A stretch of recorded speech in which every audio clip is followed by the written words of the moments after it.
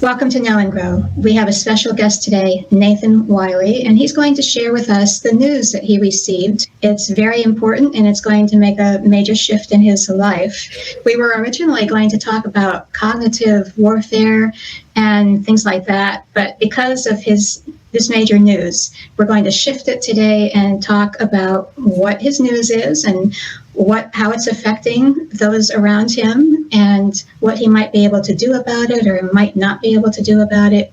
So Nathan, we are just very pleased to have you. And you know what, when you talked to us back in January, you also talked about receiving news, and you were concerned about what kind of news it might be and whether you could return to class or not.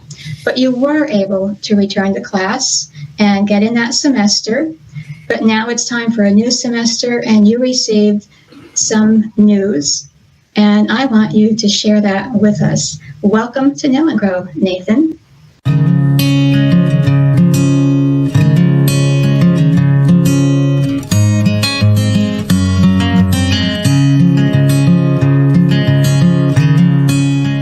Yes, thank you. Thank you, Mom, for having me. It's good to be back to speak with you about these things. That's right. There was an anticipation on my part going into the winter term that Western University would attempt to mandate booster shots for students. They had already mandated the first and second jabs, which I made the mistake of getting in April of 2021. And so that mandate did not exclude me.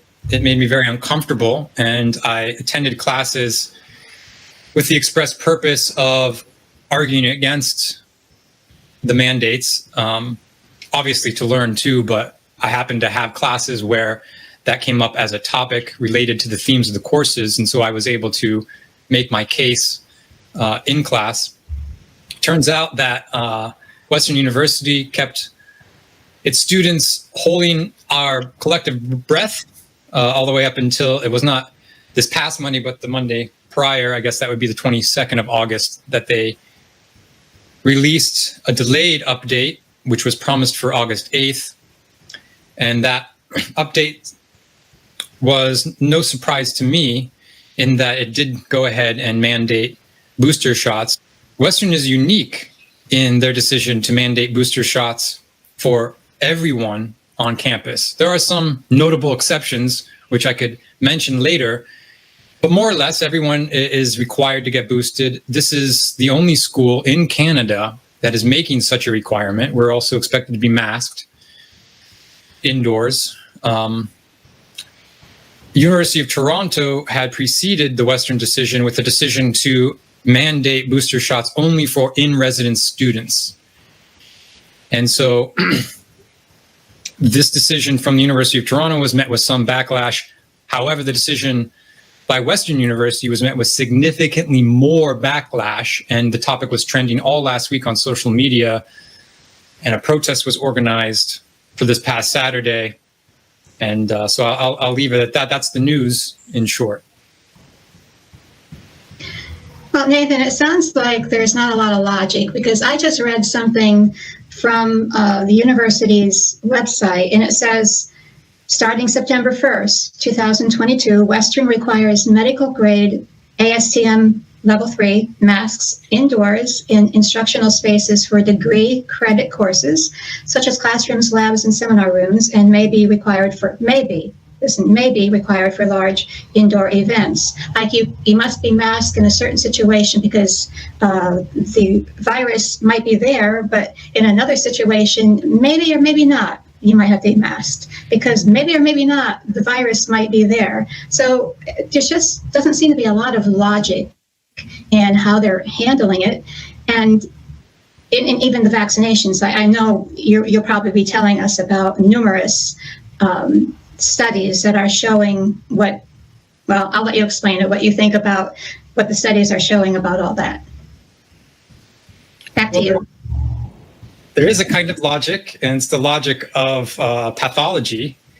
And to give you just one example, this past academic year, we would attend classes masked as a requirement, so that I wasn't even aware of what some of my peers looked like or professors. Still to this date, I don't know what they look like.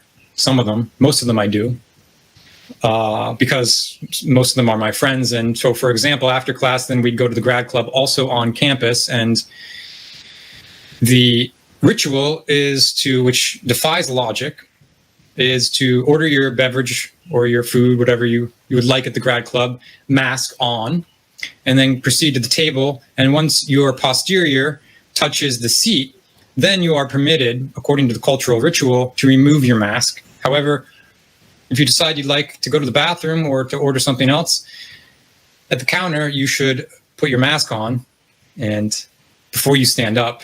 And this is the logic in operation. And I just referred to it as a logic of a kind of a collective pathology. And it extends, yes, into today. And there could be many, many examples offered surrounding the illogic at work in these mandates. For example, they don't stop transmission. In fact, there's studies that show quite clearly that those who are vaccinated might be transmitting it more than those who are not vaccinated, and also getting sick more than those who are not vaccinated. And so you can call it the logic of collective psychopathology. You could call it the logic of the almighty dollar, which dictates that the virus magically won't affect you if you're a donor to Western University at a minimum of $25,000, in which case you're not required to be boosted. So I guess $25,000 means that you're immune from getting the virus without the booster. So this is the logic that is in operation.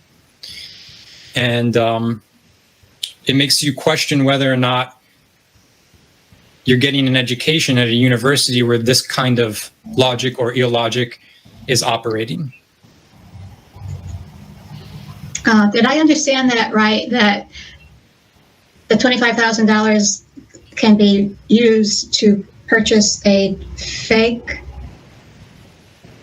ID? There are exceptions. It's not, you're not purchasing anything fake at all. It's there are exceptions to the booster mandate. I see. Okay, I misunderstood. So that include if you're an emergency worker, for example, a police officer, a firefighter. No, they're not going to try to check your vaccination status if there's an emergency on campus and you're called in. Okay. If you're an athlete from a visiting team and you're not boosted, there's an exception. Those exceptions don't extend into academic extracurricular activities. And of course, there's my favorite exception is the exception for donors. And that exception is that if you're a donor, and to count as a donor, you have to be footing 25K or more, then you are exempted from the booster mandate. Well, speaking of money, I was thinking about all those students who have spent the cost of relocation and paid for dorm fees and tuition, and perhaps even people like you who are married and so you have a wife to think about. One of you or both of you could have jobs, and even there are older people that have wives, husbands, and children who come to study at a university. And I was thinking about, how does that affect them? What are they going to do? And what are they going to get their money back? And also, can they fight it? But those are really two different questions. So I'll just let you address the money part of it and how the university handles refunds or whatever. Sure. Yeah, I mentioned that the decision was delayed. The announcement of the update, the COVID-19 policy update, was delayed until August 22nd, when in fact it had been promised earlier. There's a clear reason for that delay, and that is that student tuition was already paid after that date. And so the university was able to procure tuition, and they were able to procure residential fees and other university fees. And so essentially force students into a double bind of sorts, where they have to choose between pursuing their dream, pursuing their future, pursuing what they just invested their money in, and their health, the potential risk they have to take with these mRNA injections, having known deleterious effects and severe adverse reactions, including death. And so not all students, of course, are aware that there are these effects because that information is being censored. But the university held students' money hostage in a coercive and manipulative move, power play, to get as many students jabbed as possible. It's an alarming thing that has occurred, and it's distressing to many Canadians across the country who have turned their attention specifically to Western University, as it's the only university in the country to have such a strict requirement. Others are expected to follow. Students are able to get their tuition refunded by the first or second. That information was buried as well, thanks to some parents and alumni, and of course students too, looking into this. It was posted to social media, and people are now have a way of being informed that they can get their money back. But of course, this is a situation of abysmal example of communication from the university to the students. And students are right to feel, as I do, that there's a manipulative, coercive element involved in this, and it is setting off alarms. Now, so a lot of students are having to pay their tuition, and some have scholarships, and you are in a PhD program that is fully funded, but that was very hard to get into. It's my understanding that to get a fully funded ride for a PhD, there's like many applicants and only a handful that actually receive it. So you were one of those handful that were able to get it. And if you cannot complete it, you are giving up, a doctorate, which is no small thing. So people aren't just giving up money and then have maybe later being able to get it back, but they're having to make major decisions like, now, shall I go somewhere else to university? Will they take those credits? Will I get accepted by somebody like you who now may need to get accepted at another university that's very hard to get into, to a fully funded program? You have all these decisions to make. So can you speak to that too?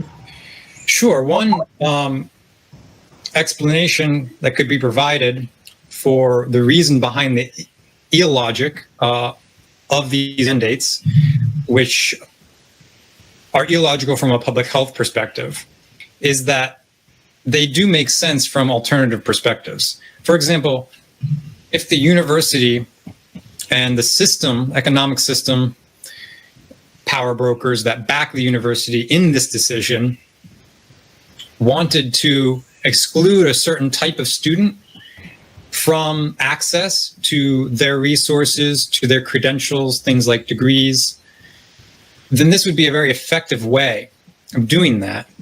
It'd be a very effective way of also stigmatizing and branding these people as stupid and as unscientific. Why? Because, well, Western University has such a strong reputation as one of the top schools in Canada, and look what they're doing. If they're doing it, this is the logic of our culture. If all the smart people are doing it, then it must be the right thing to do. And so you have a lot of comments to that effect if you scroll through social media and hear, or read rather, the different types of things that those who are in favor of the mandates are saying.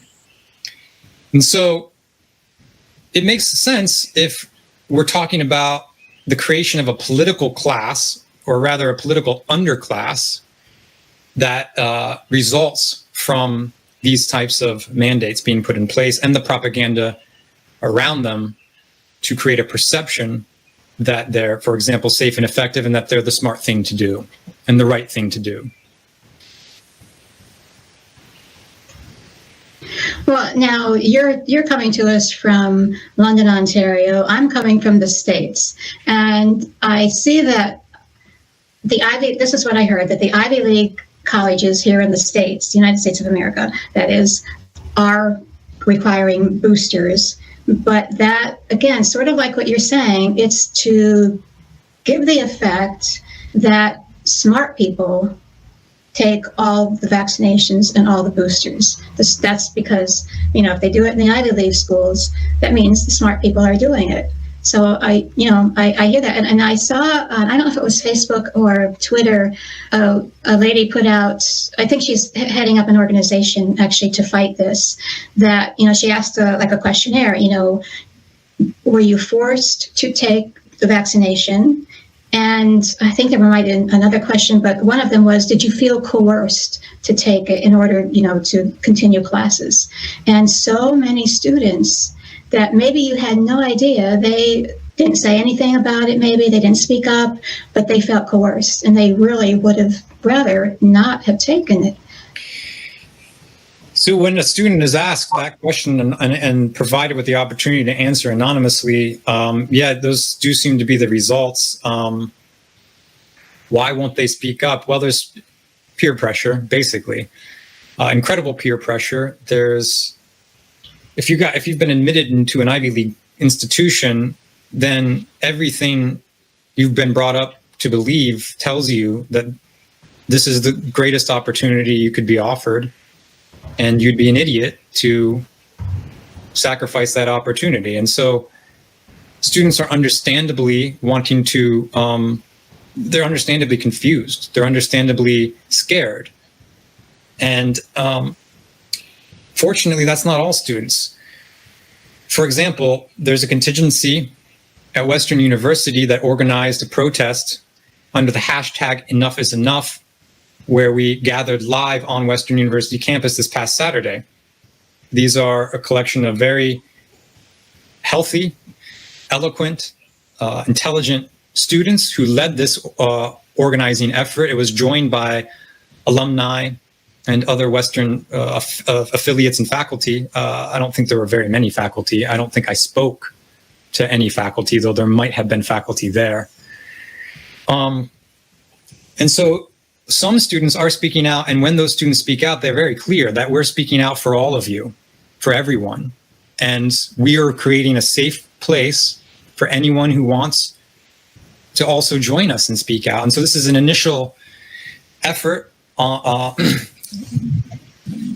charge being led by students for students, to break through that barrier and create a wider movement amongst the students to stand up against these mandates. There are different organizations at the University of Toronto as well. There are some in the United States right now. I'm not sure what's going on at some campuses, but it's good news to see these protests on the one hand. On the other hand, it is worrisome that in a school that I think Western University has some 30,000 students, I'm not 100% sure on that number, the attendance at Saturday's event was approximately 400. That's nothing to sniff at, and it's something to be happy about, an accomplishment. And yet, I guess you'd like to see 1,000 maybe, or 1,500 or 2,000. Yeah. So that's the situation right now. In terms of what kind of avenues of resistance are available, well, there's legal action, there's lawsuits currently being organized. Hopefully a class action lawsuit will come along, but there's also a boycott, there's also withdrawing, there's mass non-compliance, which I believe is the strategy going forward for the student-led movement. The idea being that last year, when one student didn't comply, the police had to come and forcefully remove that student from campus. This year, there are, as evidenced by the 400 attendees of the protest on Saturday, many more students are prepared to engage in non-compliance. And so there might be thousands of students who just decide not to comply. And then what's going to happen? Are they going to bring the London police to remove thousands of students from a campus? What kind of optics does that have for the university? And so I think this is a good strategy. My own personal strategy is to boycott. I don't feel comfortable being a part of an organization that is blatantly abusing students under its care, that is blatantly going against the mandate of the university, which is unity in diversity. It's contained in the name. This policy, and I was uncomfortable from the moment I was first admitted into Western University. It creates social apartheid, and it breeds a class, an underclass, that's stigmatized as carriers of disease and a threat to the collective. This is nothing new. This is something that I've studied, looking back at the long 20th century and before, in the 19th century, the eugenics movement giving rise to policies of apartheid like the one we're witnessing today. You mentioned that you were happy about there being around 400 students, but that is a drop in the bucket compared to how many students actually attend. I noticed that one of your professors, and let me see if I can share my screen here. Let me put my glasses on.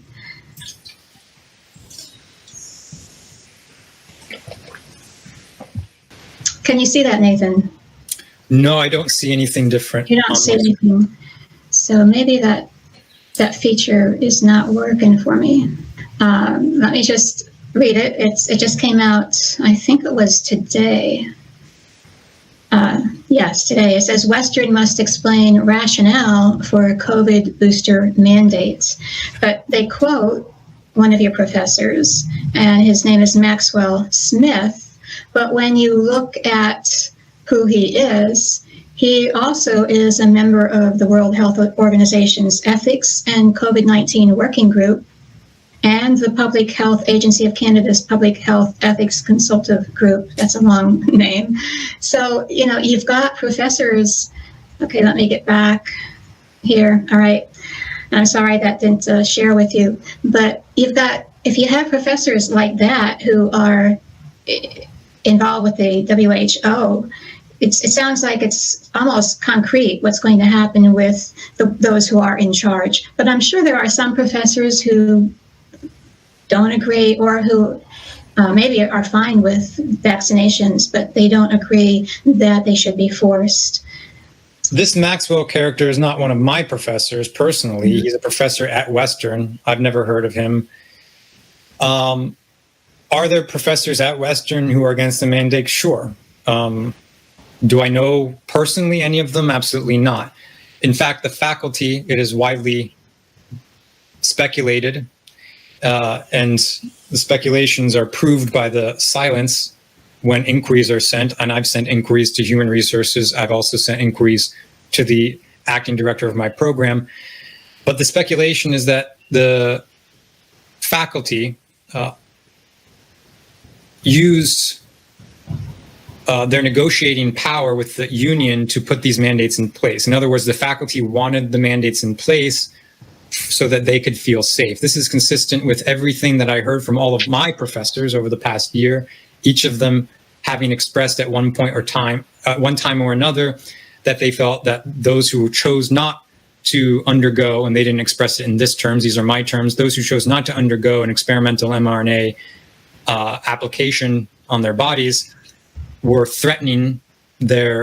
lethally threatening their lives, and that they would not teach anyone who was not vaccinated. Now, as the definition of of what counts as fully vaccinated changes from having 2 jabs to being up to date with an ongoing cycle of booster shots, faculty have adopted that Orwellian change in definition, which is similar to the Orwellian change of definition of what a pandemic is that happened at the start of this by the World Health Organization.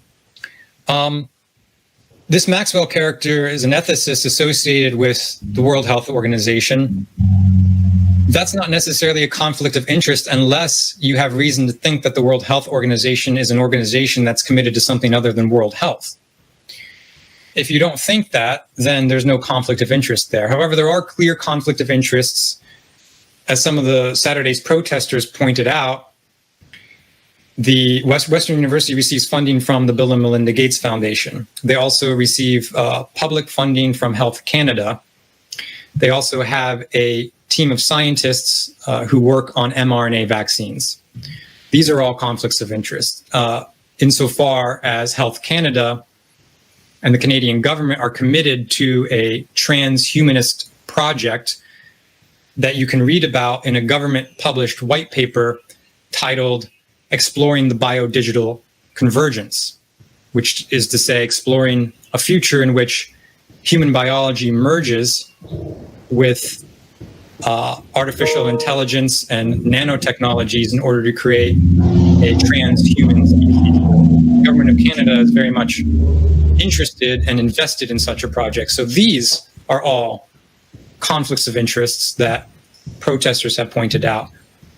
Again, if you take a certain view of the WHO as a corrupted institution, which I do, then you're right, Mom. That's definitely a conflict of interest. Give us some of the names that we should be aware of. So, I mean, it's not just a WHO, it's a WEF and Klaus Schwab and the person we've listened to, Harari, is it something like that? What's his name? Can you help me with that? You're talking about Yuval Noah Harari, who's an historian. Are there any other names that we should be watching for and that should concern us? A lot of the bureaucrats involved in this are kind of anonymous, or the technocrats, but a lot of them are well known. Mark Zuckerberg, Schmidt, the CEO of Google, Bill Gates, who is a notorious monopolist. Now, you mentioned the WHO, the WEF, the World Economic Forum. It's very difficult to discern what the interfacing is between these organizations, CDC, FDA, etc. Klaus Schwab, who is the founder and the head of the World Economic Forum, is notorious for having said many things, one of which is that the WEF has penetrated, his word, cabinets and governments, civil society, including religious institutions, he brags explicitly, academia, they have scientists, etc., etc. And in order to pursue those interests, they've learned, well, I don't know if this is anything new. This is nothing new, to be honest with you. They've targeted transnational state apparatuses such as the World Health Organization. And so through a combination of penetrating governments and corrupting transnational state apparatuses like the WHO, which has a long history of having been corrupted by big money, going back to Rockefeller, whose legacy was picked up by Bill Gates, who ran the same playbook as Rockefeller. When it comes to moving from one industrial sector or banking and financial sector into public health sector, Bill Gates and Rockefellers basically did the same thing. But what I'm saying is that there is a rogue collection of different agencies that collaborate with one another to pursue their mutual interests. They have an agenda. They tell you what that agenda is. Some of the mouthpieces are people like Yuval Noah Harari, who is what you would call a social entrepreneur. This is another thing that the WEF, according to Klaus Schwab, has captured social entrepreneurs such as Harari, who is a author and a vocal supporter of the transhuman project that has eugenicist origins and that is in important ways behind what we're witnessing right now. I've noticed that all these different individuals and organizations, it seems like in years past, they worked more quietly. Like they weren't flamboyant, they didn't make their voices known to the general public, but that has really shifted. Now they're just right out in plain sight, and like they don't hide anything anymore. Do you think that they're doing that because they feel they've made such headway that they can do that? I think it's partly true, yes. I started following the World Economic Forum 5, 6, 7 years ago because it occurred to me that thanks to the internet and platforms like YouTube, a lot of people who meet quietly or, have no reason to stream their meetings just because they can start to do it, maybe to promote their ideas because they truly believe in their ideas. So why not spread them far and wide? Why not propagate the ideas? And so they're engaged now in a very open propaganda campaign that you can see. It turns out it's a very unpopular program. And so there's major backlash. And that's why you have different adjustments made on social media, like no longer being able to see how many people dislike a video. That's not good for perception of, you want your propaganda to appear like it's the most popular thing out there. And so astonishingly, getting back to Canada, the Arrive Can application, which is a gateway to biodigital identity, it's required for anyone entering Canada. I've had to use it now 3 times, is very unpopular in Canada because people understand that it's a gateway to biodigital identity. And yet, if you look at the reviews in the App Store for the Arrive Can app, it astonishingly has more favorable reviews than Twitter, Google, and every other social media platform combined. Now, if you think that's true, then I don't know what this is the expression. I have a bridge to sell you, right? So. Well, speaking of that, I was reading, and again, I'm going to try to share my screen and see if it works. But if it doesn't, let me just read briefly what I found. Okay, let me see here. This was from the Children's Health Defense, and it says, with help from WEF, which is World Economic Forum, Canada to launch federal digital ID program. And of course, it has that as the fingerprint with your maple leaf on it. But I was just at the doctor's getting some blood work, and there was a flyer in a rack to my right, and I pulled it out and brought it home. And sure enough, here in little old rural Bedford County in Pennsylvania, USA, there was a flyer about using the biometric to make it easier for all the work that you get done in the hospital. So it's not just, the World Health Organization or the World Economic Forum or a big nation like Canada, but it's down to just little old rural Pennsylvania counties like Bedford. Yes, and in little old Bedford, once upon a time, people only used cash, and now a lot of people will swipe credit cards and debit cards and things like that. So different technologies have been successfully introduced to the populations around the world, even all the way down into rural places like Bedford. Do you think that's why they can be so brazen? It's because all the different things that they've sneaked in and all the different little avenues, and they've actually made great progress and they can be more brazen now? Or is there something else you're thinking of? I think they're very confident in their position. I think they have contempt for people, and that's part of why they publicly state these things as they do in sometimes extremely stark terms. For example, when Yuval Noah Harari says that there will be a new useless class, and the big question facing humanity going forward is, what do we do with all these useless people? So I think they feel as though they're poised right now to be able to bring their agenda about as an inevitability. Well, let's circle back around to this useless class and how they, are going to what they're going to do with the useless class. I see even the possibility that what your university is doing, and you had mentioned it, alluded to it at least earlier, was that they are trying to weed out a certain kind of student. And I know you're the type of student who speaks up in class. You speak up in your writings. You speak up in your presentations. People like you can be an actual thorn in their sides. And it would be easier for them if they just rooted out all those kinds of students. and then the graduates become, like they're puppets, just doing what they think, which can make them even more brazen and just serve to accelerate all of this. That's right. You want populations to comply.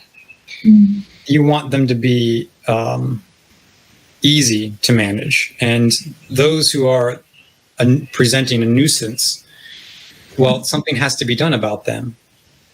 And it's only the first step to begin to exclude them. There are other steps that are actually accomplished in the same process of stigmatizing them too. And you know this, you've been stigmatized, you didn't get the vaccine.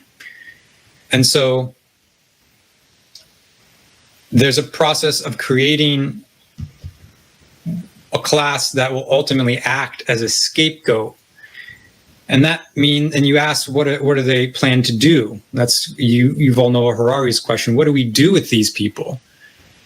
Well, why have they built all these quarantine centers in Australia?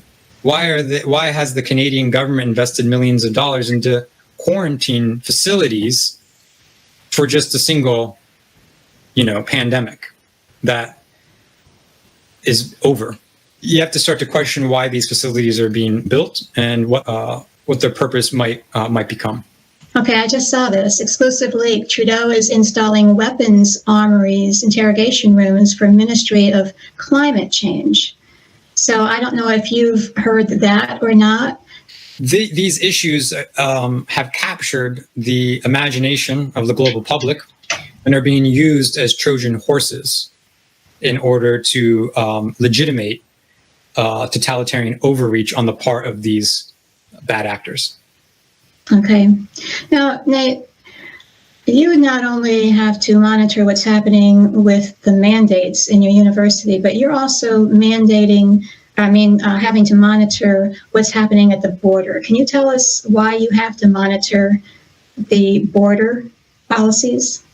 Yes, it's related to these constant Orwellian shifts in definition and the lack of any kind of stable reference point for things like what does it mean to be vaccinated. And so at the point when, like my university, the government of Canada declares, as the health minister has already signaled will happen, that in order to be considered fully vaccinated, you have to be up to date. That's the point at which, if I cross over, Janelle and I, my wife, into the States to visit our families, we will not be permitted entry back into Canada unless, of course, we meet the definition of being fully vaccinated, which we will not. And so that means that the next time I cross the border, I'm going to be coming with all of our belongings. So I'm paying attention to that, and I will not be coming back to America without all my things. That's a hard way to live. It's got a weigh on you. It has, as this entire thing has on everyone, because they shift meaning at will and at whim to create confusion, to make people on purpose confused, so that when an authority finally comes and provides a solution, something that makes sense, they'll readily accept it to escape the state of confusion, which absolutely has consequences for mental health. That makes sense. Just anything to feel better. Yeah. Right. Or all the inconveniences around public health systems today. Oh, we're going to bring in biodigital identity. Everything's going to be a lot smoother, a lot easier. Thank goodness people will breathe a sigh of relief. Just like your border crossing app. Right. Everything will be smooth, striated spaces in the new digital regime, the new digital infrastructure, the Internet of Things that we'll be living through, and the Internet of Bodies that we'll be connected through if the regime gets its way. And the hard thing to swallow, I made reference to the rolling out of things like the credit card system. The hard thing to swallow is that these things have been inevitabilities. The first industrial revolution, second, third, they're calling this the fourth. Right. I think I've heard that.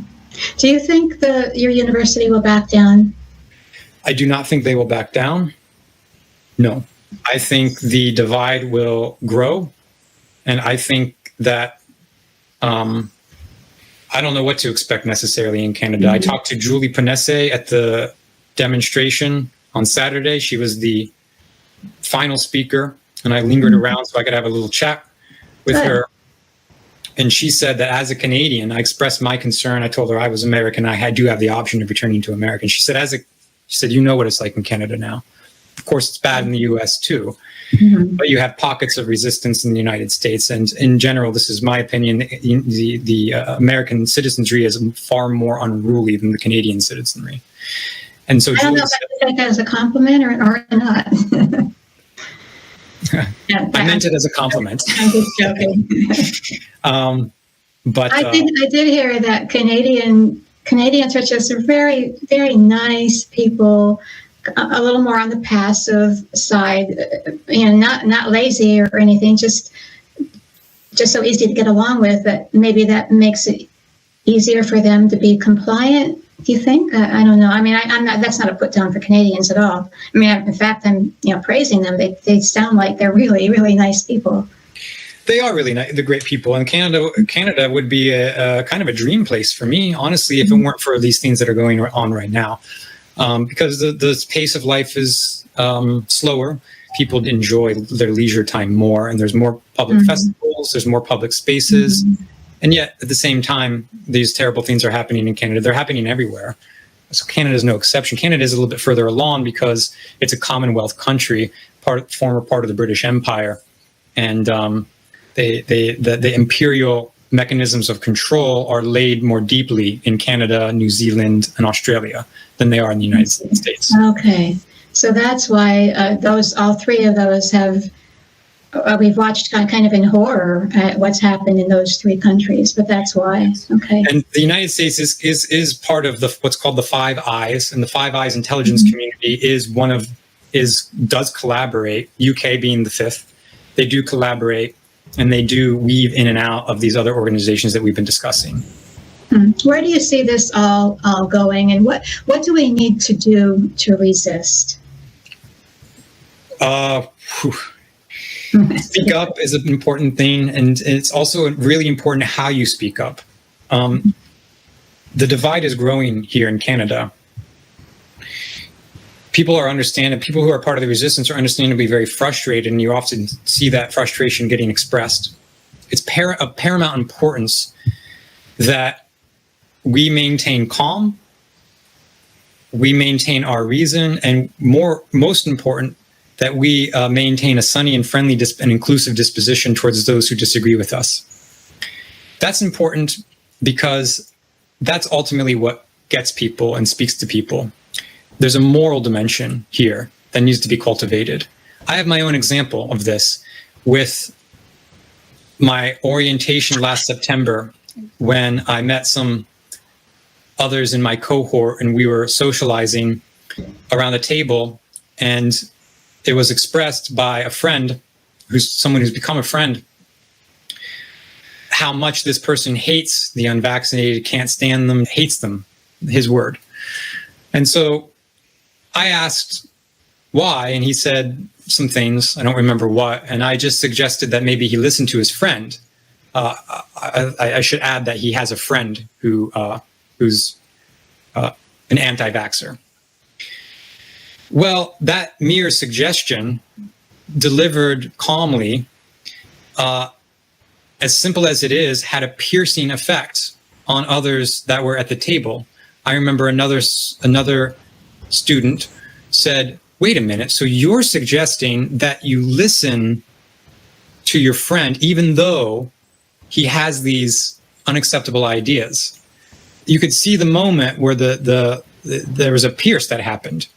And it became possible to entertain the idea that maybe listening could be beneficial to the friendship. Fast forward to, that's the very beginning of the year at orientation. Fast forward to the end of the year party in May.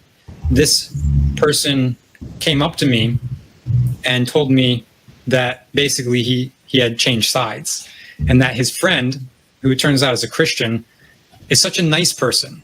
Such a nice person. That's what did it. That's what did it. It was patience.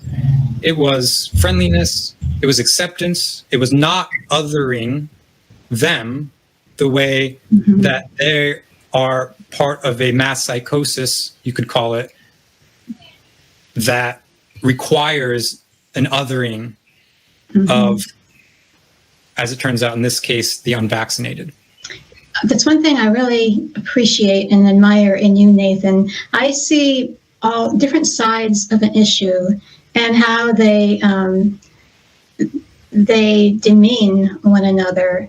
Now, I know there is a place for parody and the comedy aspect of it, where people do that, and that's a whole different story.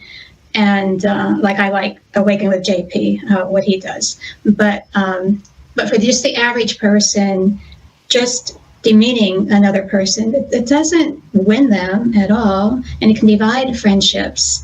And I really admire that if you disagree with someone, you are measured, you don't get irate, and you think about what you're going to say, and you're kind, and you are very open to listening to the other person.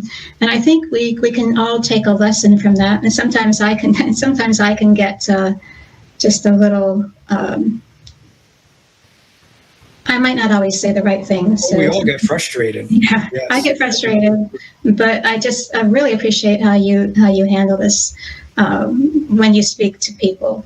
You mentioned the comedy aspect, and that's also important, but it's important to use comedy in a way that's always punching up and not punching sideways. And this was something I witnessed beautifully at the protest on Saturday. Some of the speakers were very humorous, but their humor was always directed at the powers that be. And their concern for the student body was always made clear. No one was othered in the student body. The target was the people who are more than likely very knowingly engaged in nefarious business. So the humor aspect is huge because it brings relief. It relieves your anxiety, and people have pent up frustration and anxiety, free floating anxiety. And that's why they're susceptible. And that predates the pandemic. That's why people are susceptible to these, what Matthias Desmet calls mass formation.